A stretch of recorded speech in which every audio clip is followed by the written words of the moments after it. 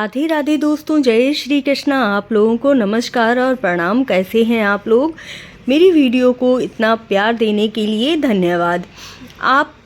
आज हम बात करेंगे सफला एकादशी के बारे में, जो साल की आखिरी एकादशी है। विष्णु भगवान की कृपा और लक्ष्मी माता की कृपा पानी हो तो यह व्रत आपको अवश्य ही करना चाहिए। अगर व्रत नहीं कर पाते हैं तो आपको कौन कौन से नियमों का पालन करना चाहिए वह भी जानिएगा।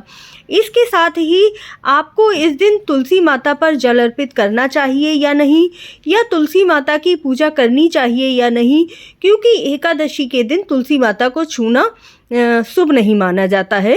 इसीलिए आपको किस प्रकार पूजा अर्चना करनी है, कैसे विधि करनी है, तो पूरी वीडियो बहुत ही ध्यान से देखिएगा। और विष्णु भगवान को कौन सी चीज़ अर्पित करने से आपके भाग्य में बढ़ोतरी होती है, आपका भाग्य जागृत हो जाता है, तो वीडियो पूरी देखिएगा और ध्यान से देखिएगा। जय श्री कृष्णा, जय राधे राधे। सबसे पहले हम बात करते हैं कि सफला एकादशी किस दिन पड़ रही है। पौष मास के कृष्ण पक्ष की एकादशी 25 दिसंबर बुधवार की रात्रि 10:29 से शुरू हो जाएगी और 27 दिसंबर शुक्रवार को रात्रि 12:43 तक रहने वाली है। उदया तिथि के अनुसार 26 दिसंबर गुरुवार के दिन एकादशी का व्रत रखा जाएगा। शुभ मुहूर्त पड़ रहा है 12 बजे से लेकर 12:42 तक, और सुबह का जो पूजा का मुहूर्त है वह 7:12 से 8:30 तक रहेगा। इसीलिए एकादशी व्रत का पारण आपको 27 दिसंबर को शुक्रवार के दिन करना है। आपको व्रत का पारण क्या खाकर करना है यह भी जानना बहुत ही महत्वपूर्ण होता है, क्योंकि अगर आपका व्रत का पारण सही तरीके से नहीं होता है तो व्रत आपका पूर्ण नहीं होता है।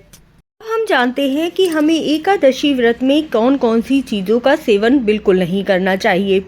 तो 10वीं तिथि बुधवार से शुरू हो जाएगी, तो 10वीं तिथि से ही आपको चावल नहीं खाने हैं, बैगन नहीं खाना है, और भी 10 चीज़ें हैं जिनका सेवन करने से आपका व्रत खंडित हो जाता है।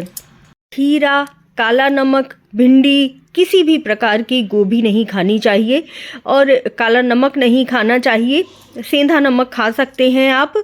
हल्दी, अजवाइन, हींग और अदरक भी नहीं खानी चाहिए। यदि आप चाय पी रहे हैं व्रत में तो आप बिना अदरक डालकर ही चाय पिएं, और अगर आप व्रत नहीं भी रह रहे हैं तब भी आप इन चीज़ों का सेवन मत कीजिएगा। इसके साथ ही अब हम जानते हैं, ये तो हो गई खाने की बात।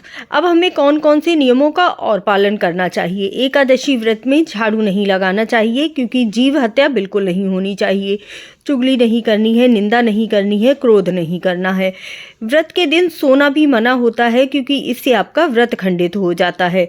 यह कुछ नियम है जिनका पालन हमें बिना व्रत रहे भी करना चाहिए, और व्रत रह रहे हैं तब तो अवश्य ही करना चाहिए। व्रत में आपको ज़्यादा बार खाना भी नहीं चाहिए। एक बार फलाहार कर लीजिए, या फिर बहुत ज़्यादा नहीं हो पा रहा है तब शाम के समय कुछ खा लीजिए। संध्या समय से पहले ही खा लेना चाहिए। सूर्यास्त के बाद कुछ भी नहीं खाना चाहिए। इस तरह से व्रत के नियम करने चाहिए।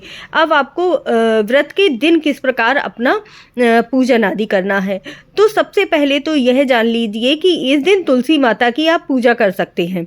तुलसी माता पर जल अर्पित नहीं किया जाता है, ना ही तुलसी माता को छुआ जाता है, क्योंकि कहा जाता है कि तुलसी माता पर जल अर्पित करने से उनका व्रत खंडित हो जाता है।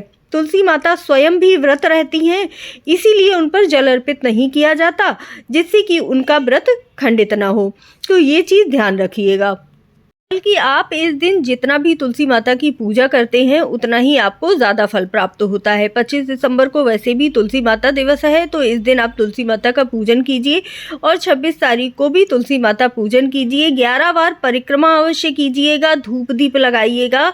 कुछ भी मीठे का, गुड़ या गुड़ से बनी हुई कोई चीज़ का भोग लगा सकते हैं, क्योंकि पौष माह में और माघ मास में गुड़ का भोग सबसे ज़्यादा उत्तम माना जाता है, और विष्णु भगवान को सबसे ज़्यादा प्रिय भी होता है। तो आपको व्रत कैसे रहना है, सुबह स्नान आदि कर लीजिए, उसके बाद आपको विष्णु भगवान की पूजा करनी है। वस्त्र रूप में कलावा अर्पित कीजिएगा। विष्णु भगवान की कोई भी फोटो प्रतिमा रख सकते हैं।